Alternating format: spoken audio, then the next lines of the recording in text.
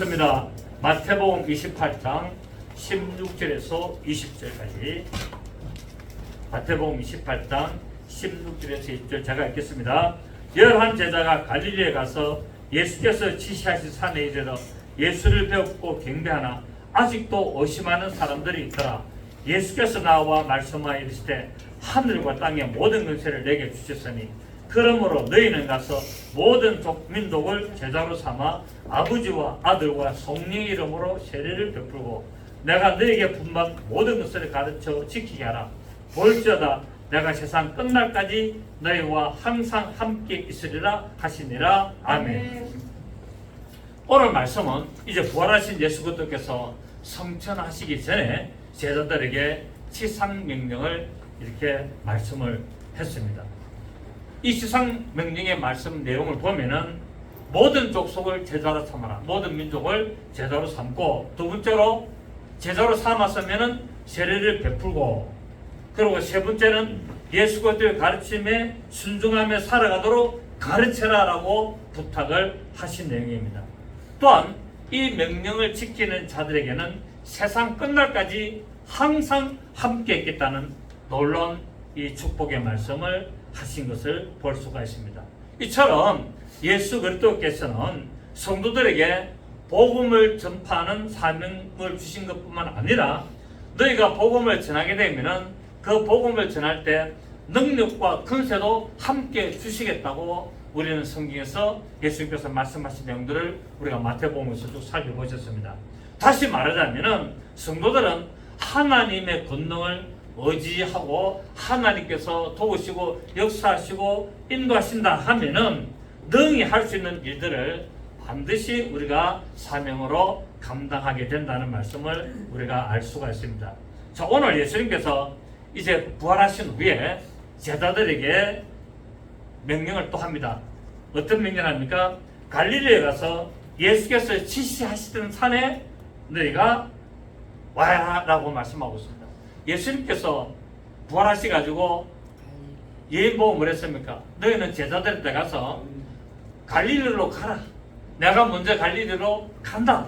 거기서 나와 만나자라고 이야기를 했고, 오늘 또 11 제자가 갈릴리에 가서 예수께서 지시하신 산에 이르렀습니다. 그래서 예수님께서 제자들에게 갈릴리로 내가 먼저 가니까 너희들이 갈릴리로 좀 와라 라고 이야기를 하고, 갈릴리 이제 제자들이 순종을 해가지고 갈릴리 갔는데 갈릴리 어느 곳에 갔다? 지시한 곳에 갔다는 거예요. 지시한. 예수님이 갈릴리 지역이 좀 넓을 거 아니겠습니까? 그것을 어떻게 예수님 찾습니까? 그런데 예수님께서는 갈릴리로 가라. 내가 그래서 먼저 갈릴리 간다 하지만은 그 갈릴리 어느 곳 지시하신 곳이 있다는 거예요. 지시한 곳에. 그래서 예수께서 이제 부활하신 후에 드디어 갈릴리에 있는 산에서 만나게 되고 그곳에서 이제 지상 명령을 예수님께서 주십니다. 그런데 이 산이 어떤 산이냐? 이 산은 예수님께서 제자들을 데리고 올라가신 산, 팔복산입니다. 이 산이. 예수님께서 팔복산에 왜 데려갔습니까? 제자들에게 바로 천국 복음을 가르치려고 데려가시죠. 예수님이 12제자를 이 팔복산으로 데려가가지고 거기서 비로소 천국 복음을 전했습니다. 그렇기 때문에 예수님께서 부활하시고 나서 다시 제자들을 지시하신 산 팔복산으로 데려가가지고 거기서 뭡니까? 온 세상 민족을 제자로 삼을 복음을 또 주시는 것을 볼 수가 있고 이곳에서 좀 하나님의 뜻을 이루시는 것을 알 수가 있습니다. 제자들은 예루살렘에서 부활의 주님을 만나기 위하여 갈릴리까지 갔는데 예루살렘에서 갈릴리까지 가는 거리가 약 100km 정도 됩니다. 그때는 좀 더 걸어 다녔죠, 그죠? 그때는 걸어 다녔습니다. 그런데 100km를 하루에 계속 걸어 간다는 것은 쉽습니까? 어렵습니까? 어렵습니다. 100km 간다는 것은 상당히 어렵습니다. 여기서 부산에서 서울까지가 뭐 약 한 450km 뭐 그것도 되는데 그 4분의 1을 하루 만에 걸어갔다는 거예요. 대단하죠, 그죠? 그래서 이것은 보면은 주님의 명령을, 부활하신 주님의 명령을 어쨌다? 순종했다는 겁니다. 가는 길이 어렵고 힘들고 고달프고 정말 그렇지만은 먼 길이지만은 주님께서 지시하신 산 팔복산으로 오라는 명령을 듣고 간 것을 보게 되는데, 이런 모습들은 성도들은 부활하신 주님을 이제 만나기 위해서는 천국 복음이 있는 시온산, 천국에 있는 시온산, 예수님이 계시는 새 예루살렘 성을 우리가 인생 이전길을 가야 되는 것을 마지막에 보여주고 있다는 사실입니다. 여러분, 우리가 마지막에 가야 될 종착역이 어디입니까? 새 예루살렘 성, 하늘에 있는 시온산. 자, 부활하신 주님이 제자들에게 시션산으로 오라 하니까 제자들이 100km를 걸어서 갔어요. 100이라는 수는 뭡니까? 만수죠. 이처럼 우리에게도 부활하신 주님이 이제 어디로 오라 그럽니까? 새 예루살렘 성, 저 시온산으로 오라고 명령했습니다. 그래서 우리는 인생의 이전은 어떻게 됩니까? 먼 100km 완전히 걸어가야 될 인생의 길을 우리는 묵묵히 가야 된다는 사실이에요. 불평 없이 가야 된다는 사실입니다. 그 가는 길이 비록 힘들고 고달프고 여러 가지 험난한 과정이 있을지라도 우리는 주님이 명령하신 시온산, 천국에 있는 그 새 예루살렘 성을 향하여 우리는 가야 될 줄로 믿습니다. 우리의 신앙은 주님이 계신 곳을 가는데 그곳이 어딘가면 표대라고 이야기합니다. 표대를 향하고 달려가는 신앙이 되어야 되는데, 빌립보서 3장 13절 14절을 보면은, 자, 우리 곧 잘 아시죠, 그죠? 빌립보서 3장 13절 14절.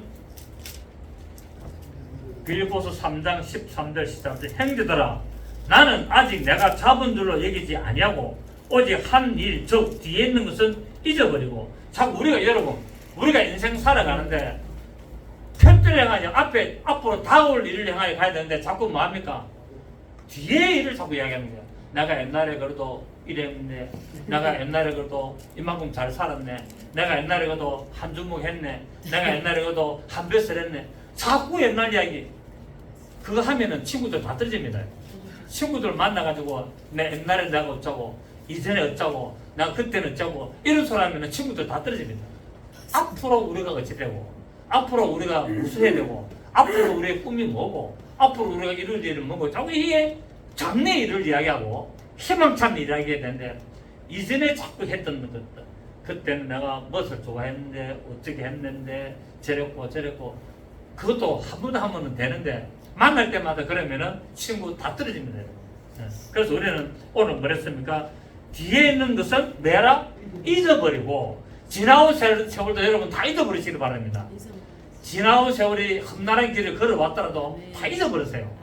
우리에게는 뭐가 있다? 꿈과 희망이 있다는 거예요. 우리에게는 새로운 일이 다가오고 있다는 거예요. 아이고 목사님, 제가 나이가 이제 80인데 제가 또 70 중반인데 제가 뭐 무슨 꿈이 있고 무슨 희망이 있겠습니까? 아닙니다, 여러분. 인생은 어떻게 변할지 모른다니까요. 인정하세요? 인생은요, 어떻게 바뀔지 몰라요. 또 시대는 백시시대 아닙니까? 백시대이기 때문에 여러분, 앞으로 우리가 살아갈 날이 30년, 40년, 50년 남았어요. 그 지금부터 뭐 해야 됩니까? 여러분, 우리 102살 되는 김명수 교수 아시죠? 김명수 교수가 75살 때 자기 은사를 만나러 갔어요. 그 은사가 90이었어요.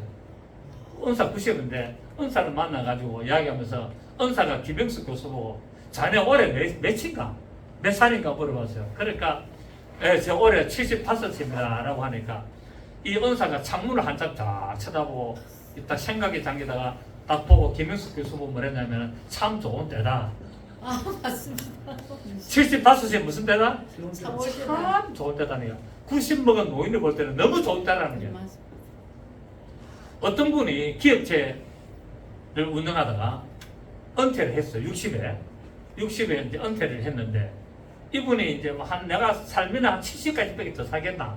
그때면 또 수명이 그랬잖아요. 그래가 70밖에 더 살겠나 해가지고 그냥 편안하게 쉬고 늦잠 자고 놀고 하루 종일 텔레비 틀어놓고 이렇게 있다가 세월이 갔는데 90까지 살겠대요. 90까지. 30년 더 살았네요. 그래서 이분이 하는 말이, 내가 그때 공부를 했더라면 30년 세월을 갖다가 여러분 놀고 먹는데 얼마나 지루한지 몰랐답니다. 진짜 미치겠다는, 일 없이 30년 동안을 나이가 들어서 보내는데 이게 보통 일이 아니라는 거예요. 아침에 눈 뜨면은 뭐 해야 되나? 아침 눈 뜨면 침대에서 어디 가야 되노? 이거부터 먼저 생각나는 거야. 그런데 10년만 살고 갈 줄 알았는데 90까지 살다 보니까 너무 후회가 되더라는 게 아무것도 안 한 게. 그래서 90대 때 뭐 했냐면 영어 공부를 시작했습니다. 90대 때 영어 공부를 시작해가지고 100세까지 영어 공부를 얼마나 열심히 했는지 몰라요. 여러분, 미국에 유명한 할머니 화가가 있습니다. 미국에 유명한 화가 할머니가 있는데 이분이 그림을 몇 세에 그렸냐면은 70 몇 세에 그렸어요. 70 몇 세에 다 아들 결혼 다 시키고 손자들 다 키우고 이러는데 할 일 없는 거야. 근데 사이가 와가지고 자기 장모님이 무슨 그림을 보고 그림의 소재를 발견한 거예요. 장모님 이거 그림은 잘 그리겠습니다. 라는 그 한마디에 그때부터 그림을 그리는데 지금 나이가 90이 넘었어요. 엄청 유명한 화가가 됐습니다. 한 번도 미술대학 간 적도 없고 미술 학원에 간 적도 없고 어떤 전문가들로도 배운 적이 없고 자기 혼자서 그렸는데 그 실력이 지금 계속 발전해가지고 유명한 화가가 돼가지고 그림 전시했는데 그냥 그림이 팔리기 얼마나 잘 팔는지 모르겠고 여러분 이런 이야기가 좀 수도 없이 많아요. 자 여러분 나이가 지금 젊다 늙었다. 젊습니다. 여러분이 현재로서는 가장 젊은 거죠. 그러니까 꿈을 가지시길 바랍니다. 희망을 가지십시오. 아이고 나는 목사님 나는 이제 뭐 다리 힘도 풀려가지고 나 못 돌아다닌다. 집안에서 책이라도 보십시오. 성경 보시고 기도하시고 요새 뭐 유튜브 이런 거 얼마나 좋습니까? 제가 매일 이렇게 운동하러 간다고 온천세로 운동하러 간다고 가다 보면은 이마트 정문을 딱 지나갑니다. 이마트 정문을 딱 지나가면은 온천세 딱 내려가는데 제가 거기 갈 때마다 마음이 아픈 거였어요. 그 이마트 정문 앞에 노인네들이 할 일 없이 앉아가지고 그냥 뭐가 있는데 말도 안 해. 전부 다 앉아있어. 그래 따뜻한 햇빛이 비치면 다 앉아있어. 또 날씨가 더울 때는 뭡니까? 그 밑에 그늘이 있는데 그거 다 앉아있어.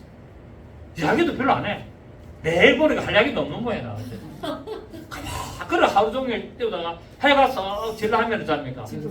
가는 거야. 내가 그걸 쳐다보면서 제가 몇 년을 계속 걸어 거의 하루도 안 빠지고 걷잖아요. 딱 걸어갔다 오고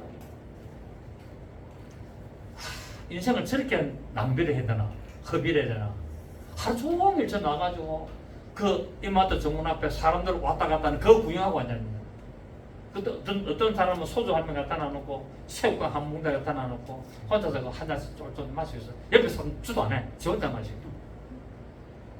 세월을 저렇게 보내고 있나 얼마 안타까워.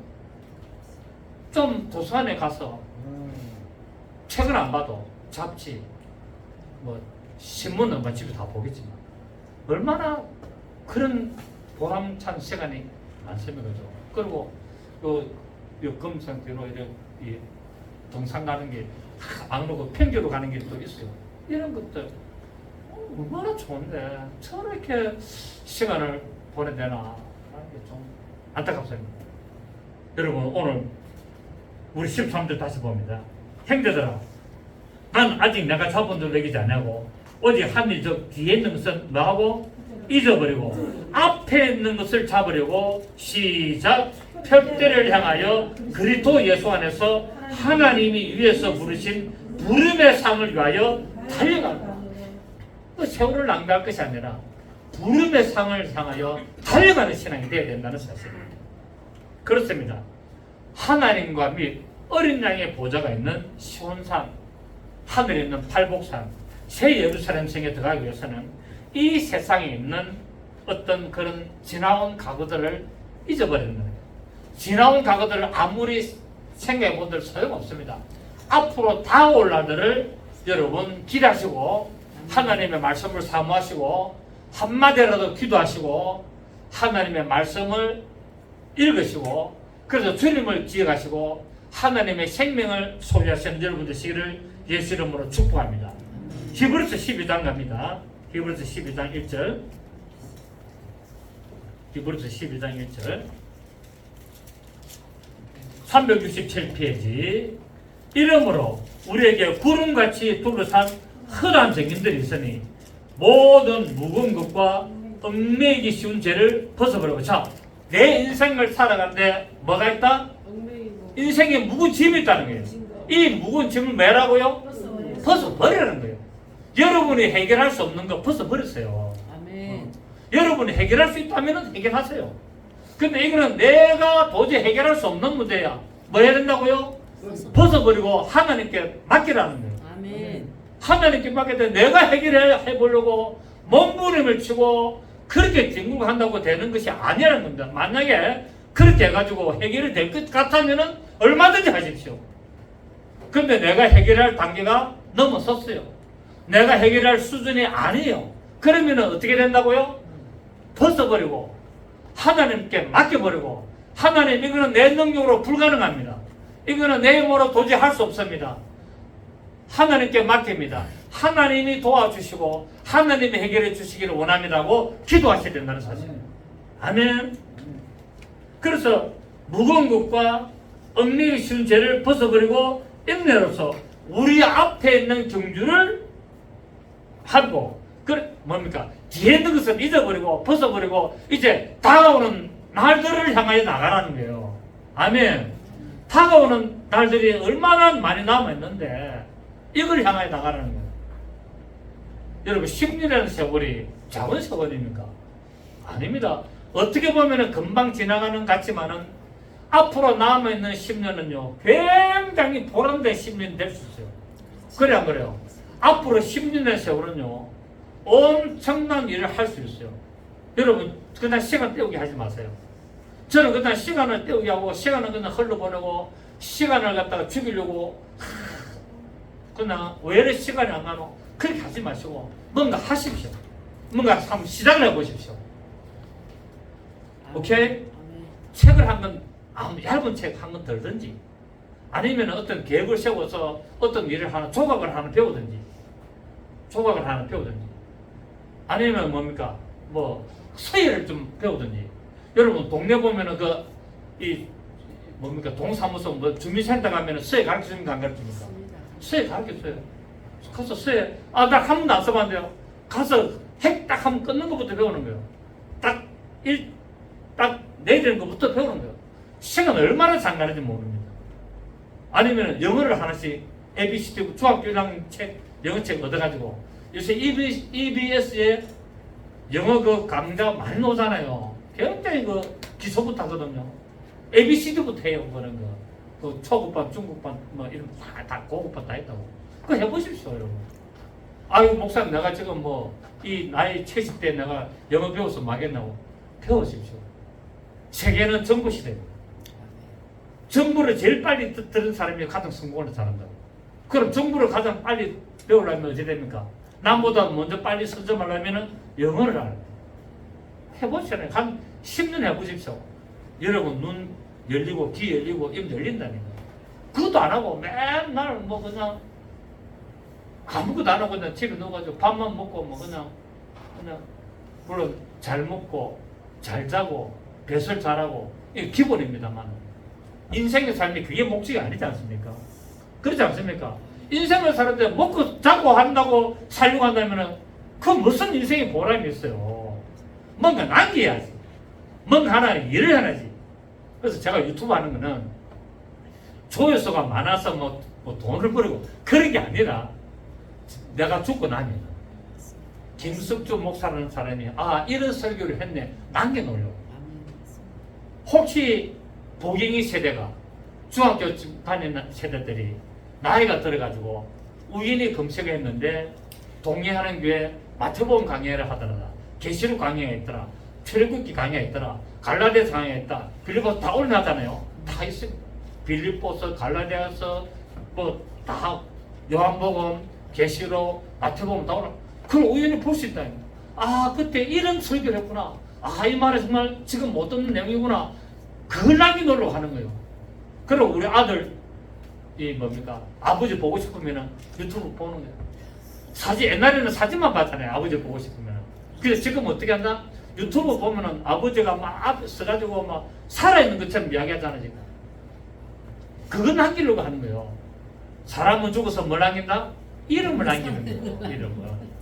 호랑이는 죽으면 가족을 남기지만 사람은 죽으면 이름을 남기는 거예요. 이분이 살아생전에 이런 일을 하셨구나. 우리 아버지가 살아생전에 이런 일을 하셨다. 그래서 우리에게 이런 걸 남겨놓으셨다. 집안에 남겨줬다. 그게 중요한 게 아니라 우리의 인생의 삶에 모범이 되셨다. 우리 인생에 정말 가장 귀중한 교훈을 남기셨다. 이런 것들을 하자는 거예요, 여러분. 아멘. 제가 이런 이야기를 많이 하지 않습니까? 제발 시간 헛되기 좀 보내지 말라고. 그냥 시간 죽이지 말라고. 시간은 왜 된다고? 살려야 되는 시간. 시간 죽이지 마시고 시간 살리시길 바랍니다. 그래서 다양하게 뭘 좀 해보시고 운동도 좀 열심히 하시고 그러면 살고 누우면 죽는다. 그러면 살고 누우면 죽습니다. 끝까지 그래야 돼. 죽는 순간까지 그래야 돼. 죽는 순간까지 그래야 죽을 때도 뭡니까? 건강하게 죽습니다.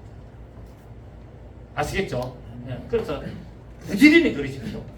방 안에서라도 걷고 밖에라도 계속 걷고 요새 또 맨발 걷기가 또 유행 아닙니까? 학교 운동장에 맨발 걷기. 제가 맨발을 걸어보는 게 좋더라고요. 부산도 맨발을 해가지고 등산을 제가 갔다 오면 한 1시간 한 반 정도 돼요.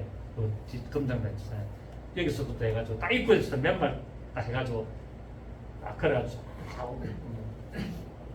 그또 어려우면 구수초등학교 요 저녁에 맨발 한 30분 한번 해보십시오.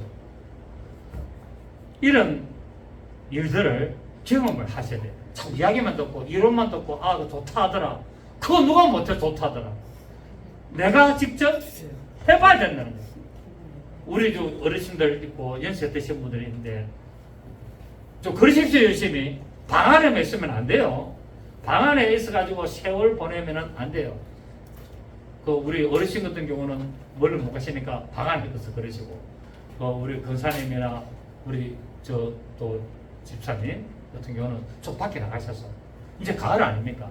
가을 되면 이제 좀 이렇게 그 롯데 캐슬 잘 돼 있잖아요. 밖에 쭉 걷는 거예요. 얼마나 좋습니까? 오늘 이야기가 엉뚱대로 많이 갑니다. 자, 우리 2부터 12장 1절 이러므로 우리에게 구름같이 두루산 흔한 정인들이 있으니 모든 묵은 것과 얽매기 쉬운 죄를 벗어버리고 인내로서 우리 앞에 당한 경주를 하며 시작 믿음의 주요 또 온전하게 하시는 예수를 바라보자. 누구를 바라보자? 예수를 바라보자. 살아있는 동안에 예수를 바라보고 나가야 돼. 전진하는 믿음, 달려가는 믿음, 예수를 바라보자. 그는 그 앞에 있는 기쁨을 위하여 십자가를 참으사 부끄러움을 개치 아니하시더니 하나님의 보좌 우편에 앉으셨느니라. 너희가 피곤하여 낙심하지 않기 위하여 죄인들이 이같이 자기에게 거역한 일을 참으신 일을 생각하라 라고 말씀을 하고 있습니다. 오늘 제자들이 팔복산에서 예수님을 만나가 뭡니까? 예수님을 경배합니다. 우리 본문에 갑니다. 본문에 보시면 본문에 17절 28장 17절 예수를 배웠고 많이 경배하니 아직도 의심하는 사람들이 있더라. 경배한다. 제자들이 최초로 예수님에게 경배를 합니다. 3년 동안 예수님을 따라다녀도 한 번도 경배를 안 했어요. 왜? 예수님을 뭐라 하기 때문에? 선생인 줄 알았기 때문에. 예수님은 선생인 줄 알았지 예수님이 하나님인 줄을 몰랐어요. 그런데 예수님이 죽고 부활하고 나서 만나니까 뭡니까? 하나님인 줄 알게 되고 그래서 뭐하게 됩니까? 경배를 하게 됩니다. 여러분 성경 보십시오. 예수님의 제자들이 3년 동안 따라다닐 때 경배를 한 적이 없어요. 제자들은. 그런데 비로소 예수를 배웠고 경배를 한 것은 예수 그리스도를 비로소 하나님이요 왕으로 인정하고 나타낸 것을 볼 수가 있고 바로 참 하나님이시고 참 만왕의 왕이심을 인정했습니다. 그렇습니다. 예수를 처음 믿을 때는 그저 은혜를 베풀어 주시는 마음으로 예수를 믿고 교회를 다니지만은 믿음이 조금씩 성장을 하게 되면은 받은 은혜에 감사하게 됩니다.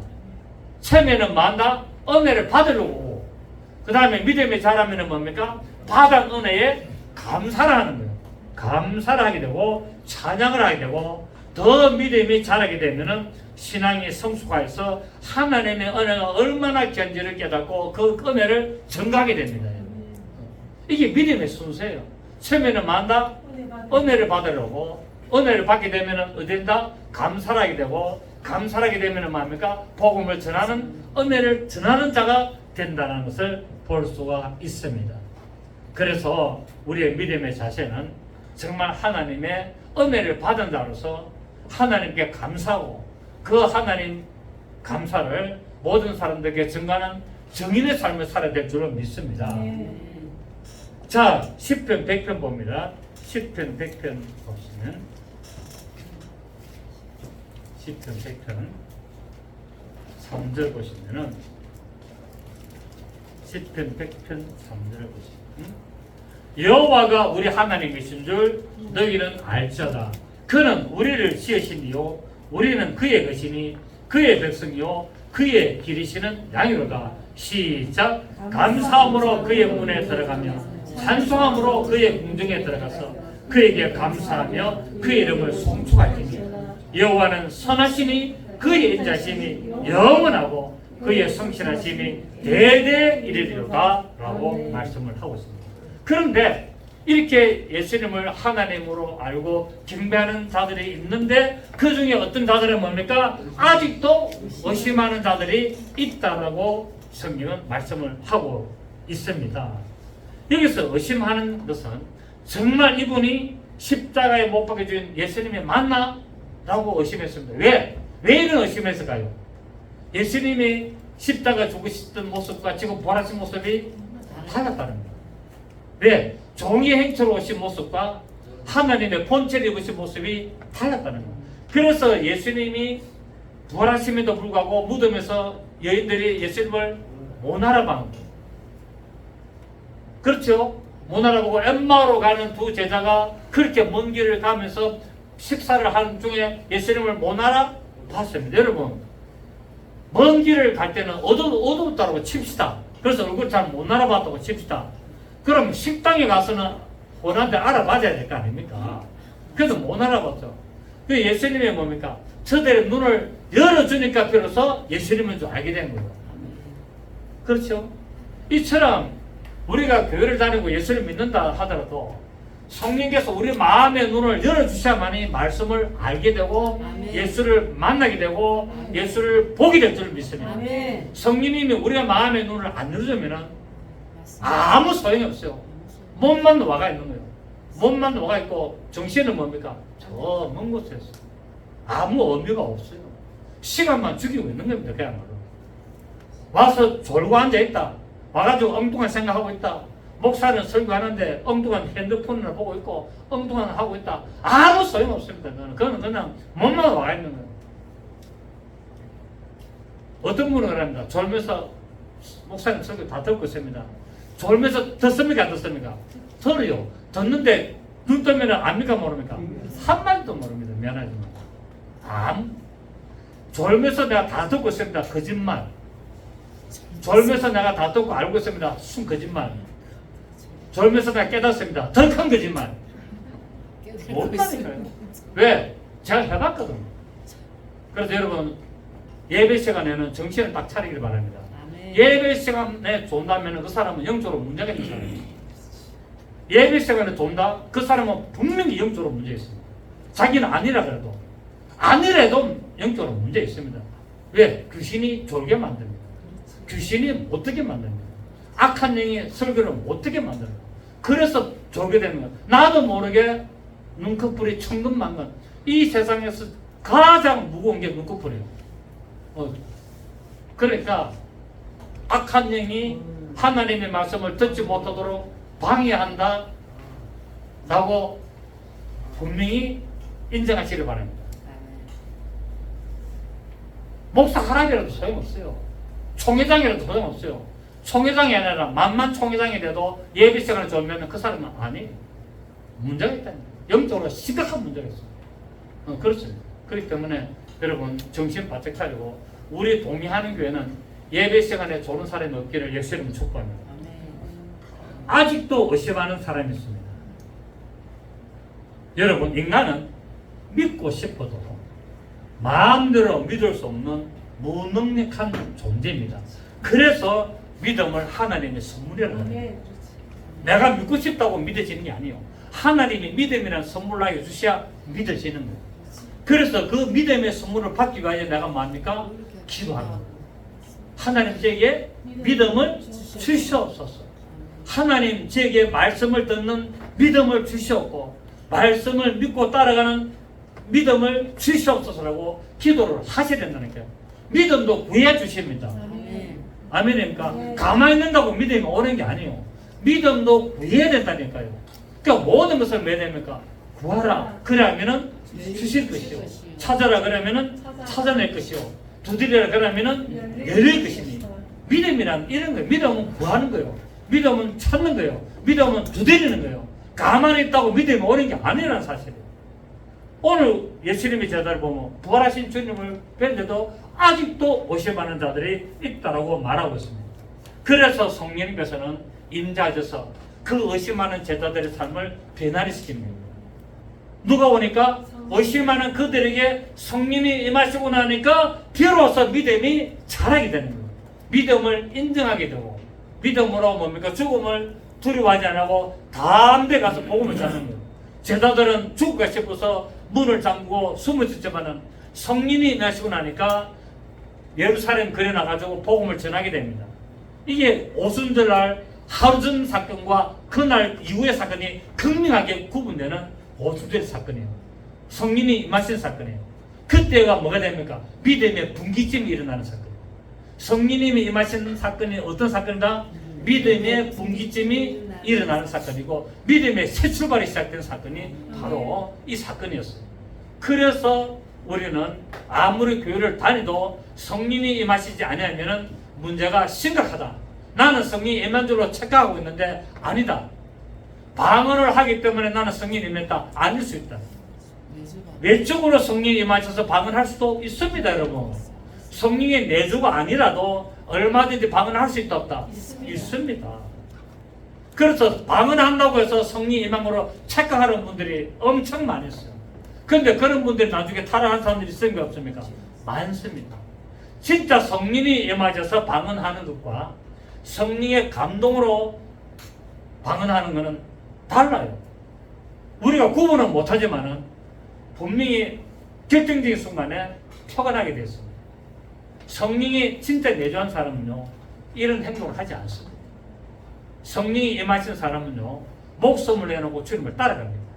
성령이 임한 사람은요 하나님 일에 최선을 다합니다. 내가 조금 힘들고 내가 조금 어렵고 내가 조금 불이익이 오는 것 같아도 하나님의 일이라면 그 일을 우선하는 게 성령 사람이에요. 그게 믿음의 사람이고 그것이 거듭난 사람이고 그것이 하나님의 기뻐하시는 삶이라는 사실을 우리가 알 수가 있습니다.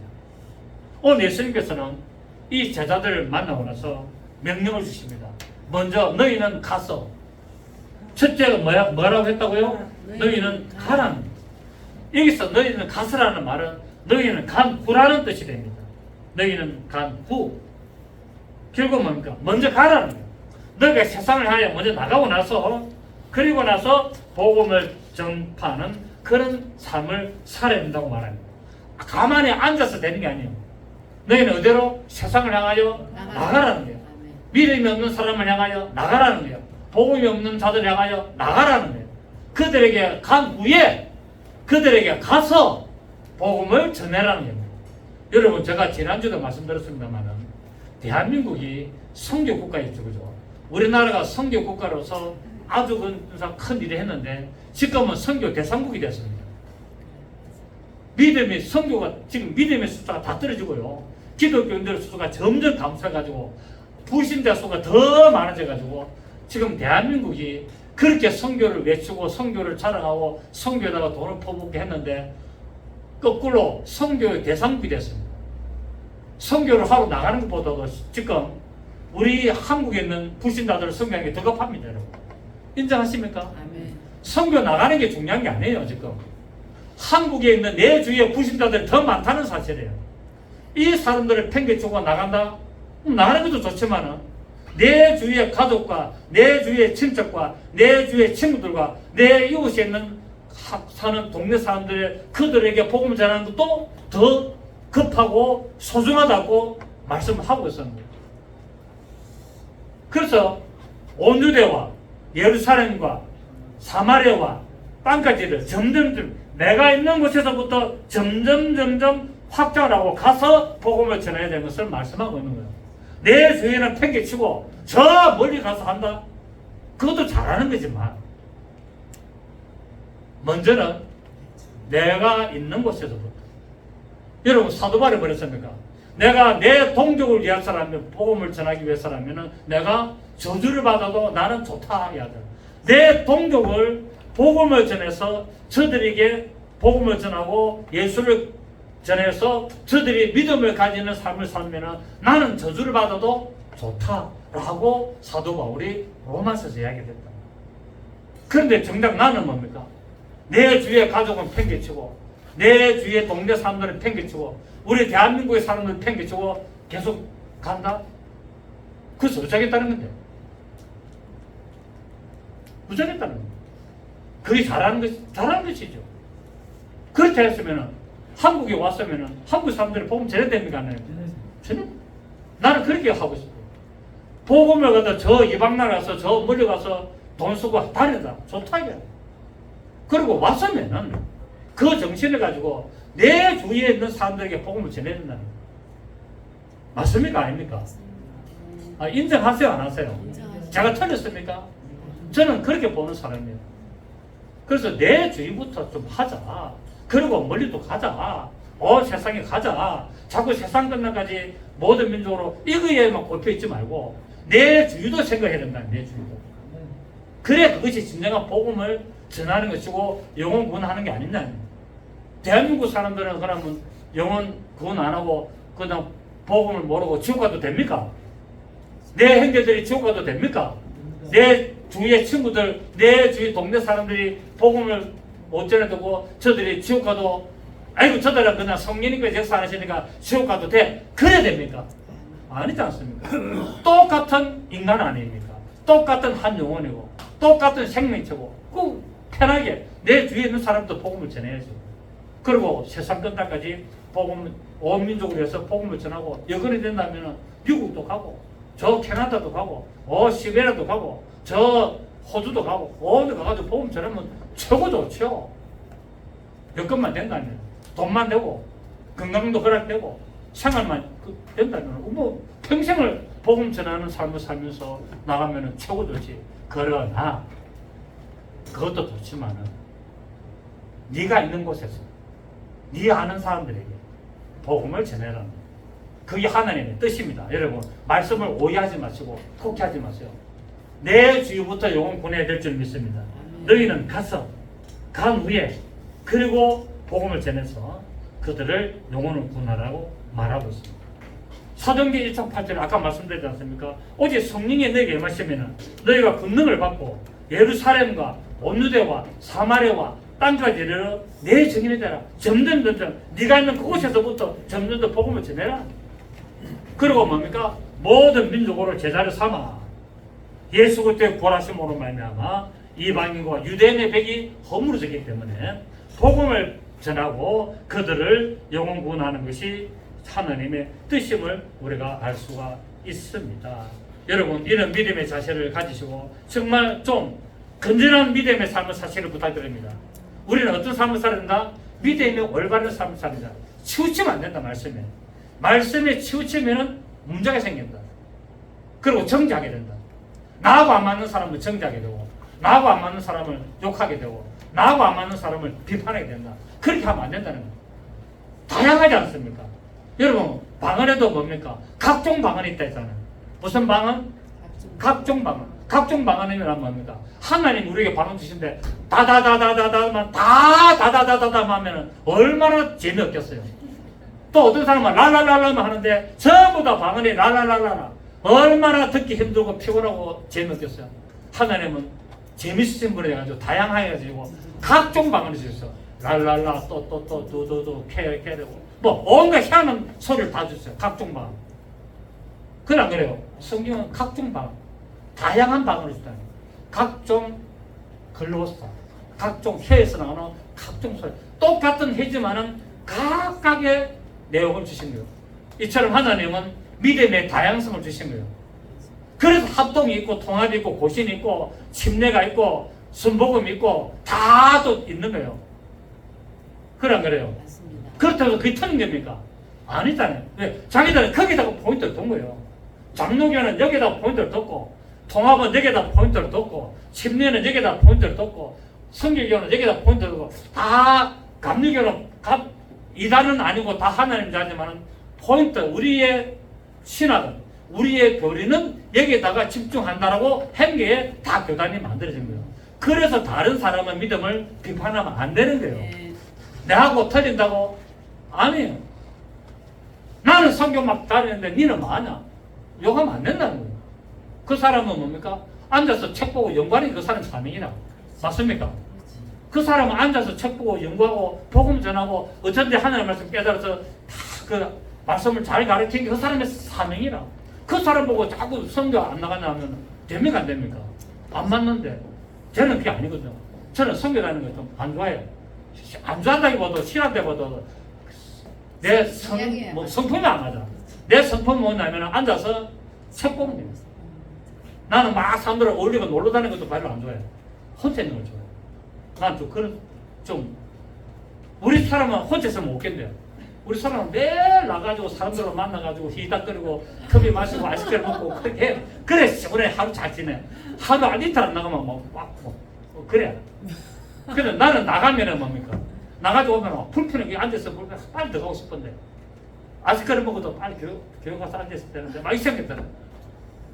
그걸 와가지고 앉아있는 마음이 여기 봤다 도는 순간에 마음이 편안하게 아버지 집에 왔다 편안. 그러니까 그 사람이 뭡니까? 그 사람 다 성품이 있는 거예요. 기질이 있고. 그 사람 보고 니는 왜 이거 안 하냐? 니는 왜 이걸 안 하냐? 자기 기준을 맞춰서 그렇게 하시면 안 된다는 겁니다. 아멘. 판단하지 마시고 아 이분은 이런 기질이구나.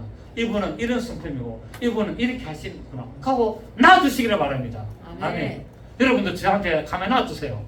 저보고 신방 안 다니시나 소리 하지 마시고 저는 개척이가 이 당에 신방 한 번도 간 적이 없어요. 거의. 저는 신방하면 되지 뭐. 요새도 신방 다니나? 요새는 신방 안 다닐걸요. 시대가 변해가지고 예? 다니는 사람 다니라 그러고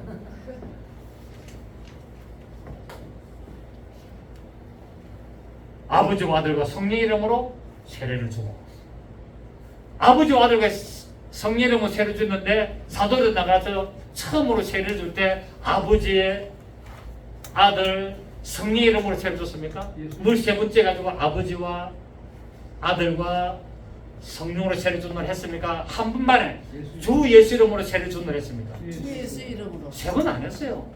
분명히 예수 이름은 아버지와 아들과 성령 이름으로 세례를 주라 했는데 사도들이 나가지고 세례를 줄 때 주 예수 이름으로 세례 다 줬어요. 한 번.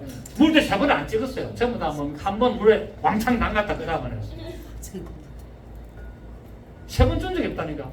그러니까 사도행전부터 보면은 뭡니까? 한 번도 아버지와 아들과 성령 이름으로 세례 준 적이 있다 없다? 없습니다. 성경에 보면 전부 다 주 예수 이름으로 세례를 다 베풀었고 그것도 세 번 했습니까? 한 번 했습니까? 한 번에 왕창 물에 담갔다고 끄자 올렸어요. 그게 세례예요. 세례. 또 지금 어떤 교단 이런 데서는 세례를 안 받으면 천국 못 간다. 말도 안 되는 소리라고 했다. 여러분 천국은 세례를 받음으로 천국 갑니까? 믿음으로 천국 갑니까? 믿음으로 갑니다. 믿음으로 천국 간다니까. 그 사도 바울이 말했습니까? 하나님의 나를 보내신 것은 세례를 베풀어 하심이 아니라 복음을 전하게 하려 하십니다라고 말씀합니다.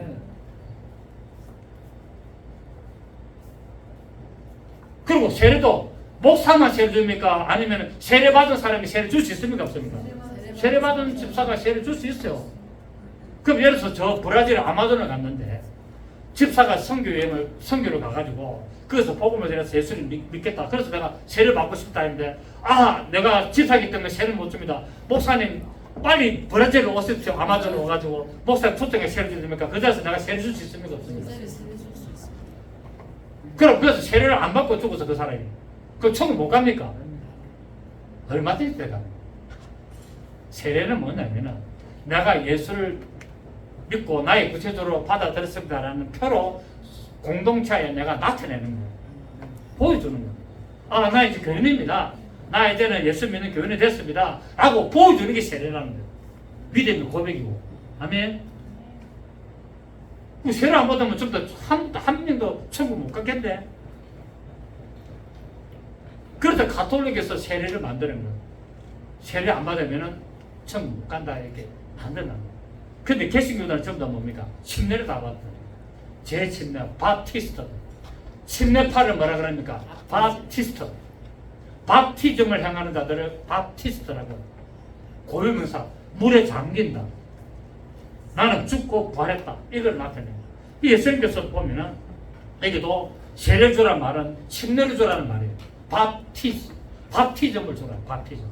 밥상 치고는 게 아니고 바티즘이에요. 바티즘. 물에 잠겼다가 올라와라. 이걸 지금 가신 거예요. 너희는 가서 모든 족속으로 모든 민족으로 제자를 삼고 아버지와 아들과 성령 이름으로 침례를 주고, 그러니까 그 아버지와 아들과 성령 이름이 뭐였다? 예수였다. 아버지 이름도 예수였고 아들 이름도 예수였고 성령 이름도 예수였다. 그 이름으로 세례를 침례를 베푸는 겁니다. 그래서 빌립 집사가 이디오피아 네시 그 감당의 요왕 네시를 뭡니까? 물 있는 곳에 가서 집사가 침례를 줬어요. 그날 침례. 지금 우리 교회는 뭡니까? 세례를 들어가지고 6개월 지나면 학습받고 6개월 지나면 세례 받습니다.